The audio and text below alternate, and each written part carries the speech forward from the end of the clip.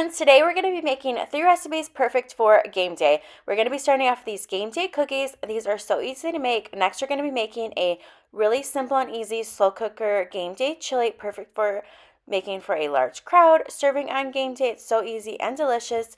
And then third, we're going to be making a wing recipe. This is going to be baked wings tossed in a Thai peanut sauce. First up, we're going to make our 2-ingredient Pillsbury viral game day cookies. These are inspired by the Halloween viral Pillsbury 2-layered cookies, but we're making them football inspired, perfect for game day. I'm going to be using the football Pillsbury shaped cookies and then the Toll House chocolate chip cookie dough. This makes it super easy, and these are fun for the kids to make as well. My 4-year-old helped make these, and these are a fun treat. First, you want to just preheat your oven to 350 degrees. Then you want to line your cookie sheet with parchment paper, and then you just want to break apart the chocolate chip cookie dough and then place that onto the cookie sheet. I usually like to place the cookie dough at least 2 inches apart because the dough does spread when it bakes in the oven. I like to bake the chocolate chip cookie dough first for about 4 to 5 minutes in the oven before we add our Pillsbury cookie on top. I just prefer to do it this way. So we're going to go ahead and bake these in the oven for about 4 or 5 minutes. And then we're going to get our football shapes ready. These are so fun. These are so cute. I love the football shape.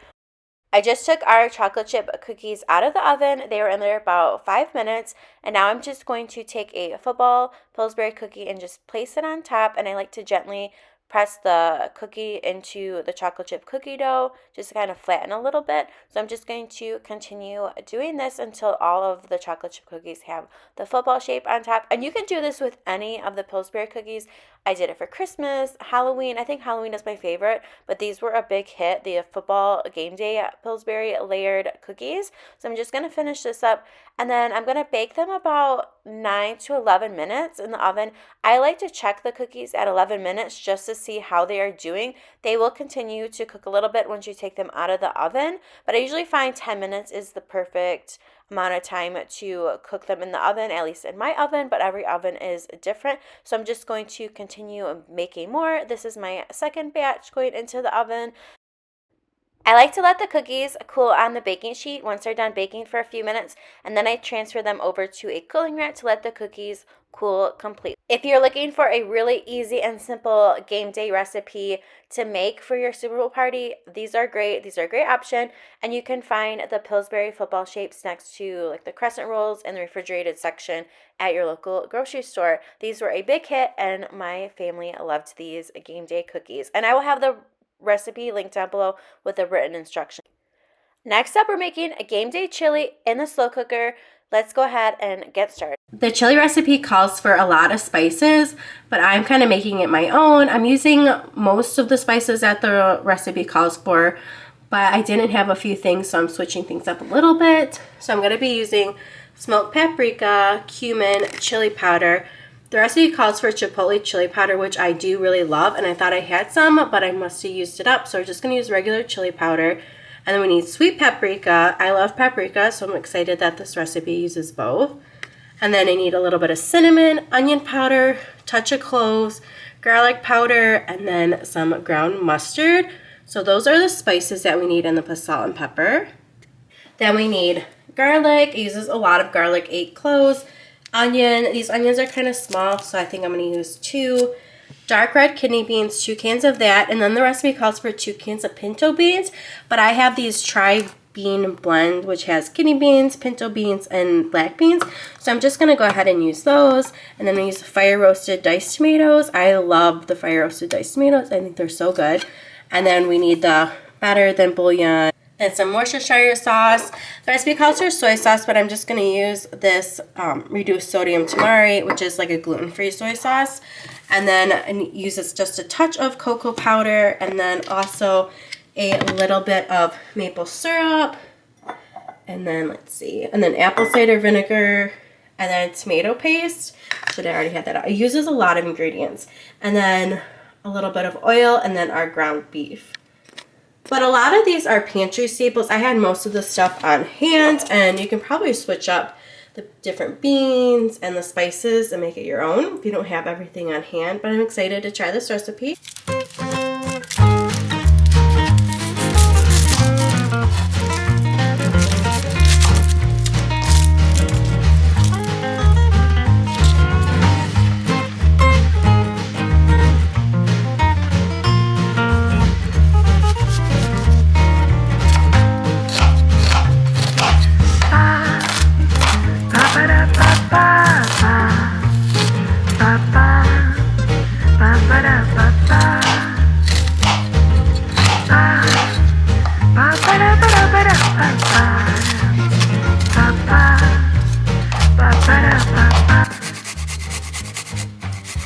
This chili recipe called for 8 cloves of garlic, which was pretty much that small head of garlic. So I'm just using my microplane to grate the garlic just to make it a little easier.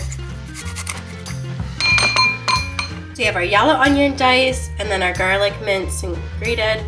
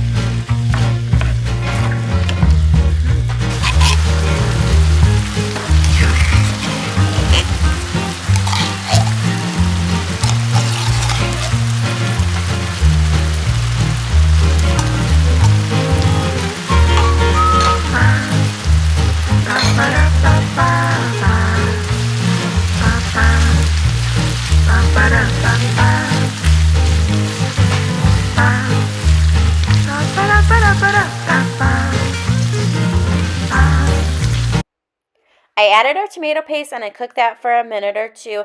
Next, I'm going to add in all our spices that we're using for our chili, all the spices that I showed earlier. So I just want to go ahead and add that to our beef mixture and then just toast the spices for about a minute.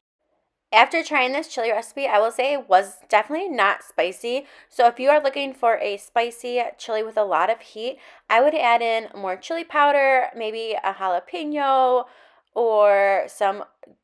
Definitely you want to use the chipotle chili powder and maybe even like some chipotles and adobo diced up would be really good in this chili as well if you're looking for a little bit extra heat. But the spice level was perfect for my family. But if you want something with a little bit more heat, I would definitely recommend adding a little bit more spice. And now I'm just pouring in beer. I love using beer in chili. It just adds a depth of flavor to the chili. So we're using that instead of adding like water or vegetable or beef broth. So I went ahead and transferred our cooked beef mixture with all of those delicious spices and the beer to my slow cooker. And we're going to add in our rest of our ingredients. We're going to add in our can of fire roasted diced tomatoes. And if you don't have fire roasted diced tomatoes, regular diced tomatoes would work as well. I just love the added flavor of the fire roasted tomatoes in chili recipe.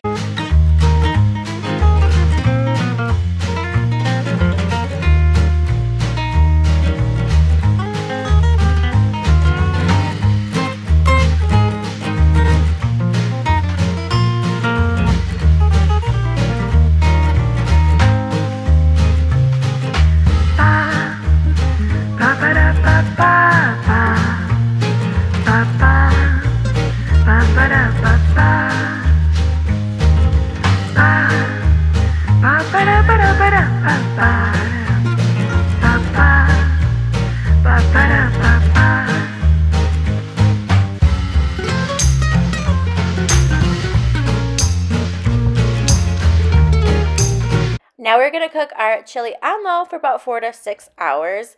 This chili has been cooking all day and it smells incredible. I love the flavors going on in this chili. And I'm going to go ahead and taste test it, see if it needs any more salt and pepper.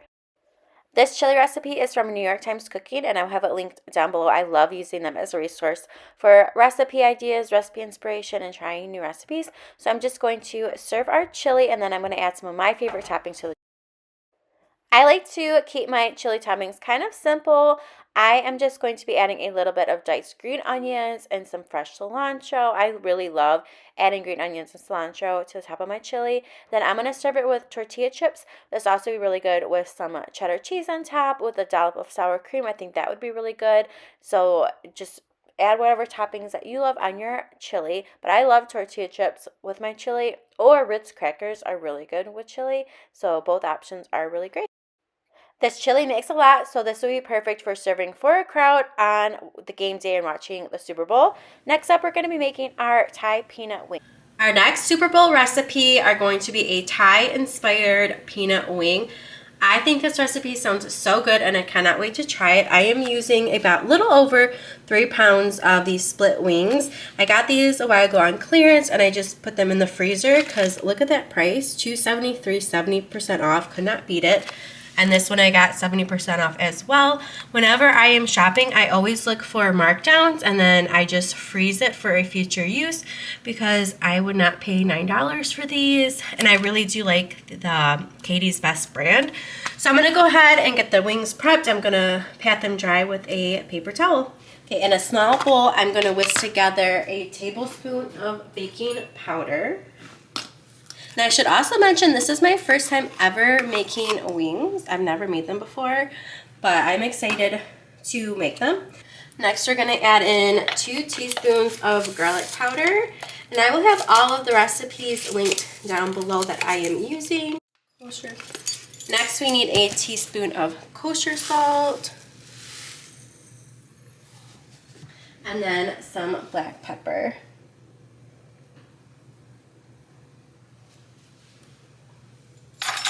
I'm just going to give this a good stir. And this is going to coat our wings before we bake them in the oven. And I do have my oven preheating right now at 425. Okay, looks good.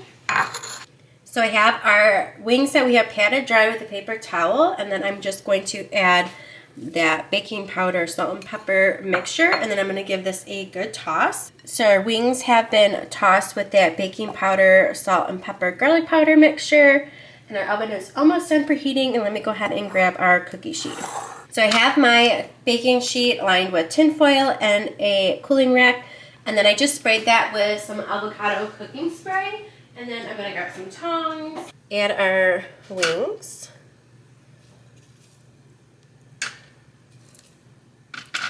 I really hope that Franklin likes these. I'm not sure if he'll like the peanut butter, like the peanut Thai peanut sauce, but I'm excited to give it a try. It sounds really good. Next time I will have to try making barbecue wings because he loves barbecue sauce, so maybe that'll be an upcoming video because they have I think 1 or 2 more packages of wings in the freezer.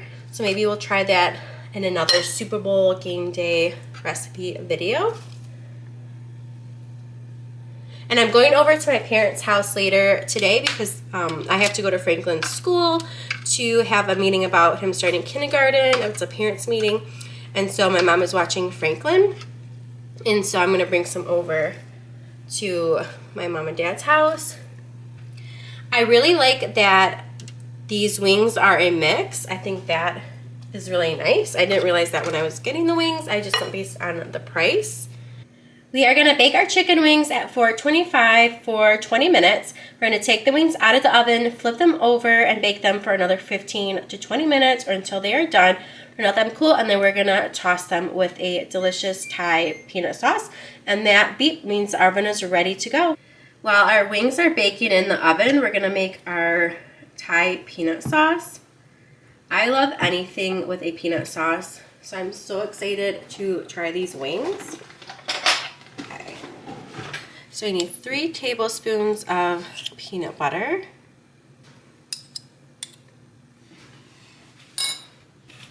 And next we need 2 tablespoons of lime juice, or you could use rice wine vinegar, depending on what you have. I have fresh lime, so I'm going to use lime juice. I cut my lime in half, but it is a little big for my lime squeezer. Let's see if I can do that. Now we're going to use some soy sauce. I'm using Tamari, which is like a gluten-free soy sauce. Need 2 tablespoons of that. You could also use coconut aminos. This is what I have on hand. Next, a tablespoon of brown sugar for a little sweetness. And then we're going to need a tablespoon of toasted sesame oil. I think I'm going to use a little bit less than a tablespoon because I don't love a lot of sesame flavor. So I'm going to add like half a tablespoon to a tablespoon. I know a lot of people love toasted sesame oil. I like it, but just not a large amount of it. And then I need to get some fresh ginger and garlic. So I'm gonna go ahead and grab those.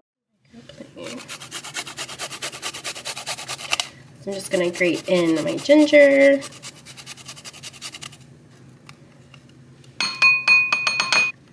And then we're gonna grate in 1 clove of garlic.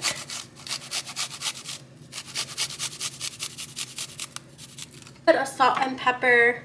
We're not gonna need too much salt because of that tamari or soy sauce. Just a pinch. I forgot we also need to add about 2 to 3 tablespoons of water to help loosen up our sauce. So I'm gonna go ahead and do that. Okay, now let's give this a good stir. I couldn't find my little whisk, so I'm just using my wooden spoon. I know I have like a really tiny whisk somewhere that is perfect for doing this, but this will be just fine. I went ahead and transferred the peanut sauce to a large mixing bowl because once the wings are done and cooled a little bit, we're going to toss them with the peanut sauce. But I did taste the peanut sauce and I ended up adding a little bit more peanut butter and brown sugar, which I just thought that it needed it. The peanut sauce looks done, and then we're just waiting for our wings to be done. Our wings are out of the oven, so I'm going to go ahead and flip them over. Our wings are done, so I'm going to let them cool for about 5 minutes before adding them to our delicious peanut sauce that we made earlier. So now we're going to toss our wings into our peanut sauce that we made earlier.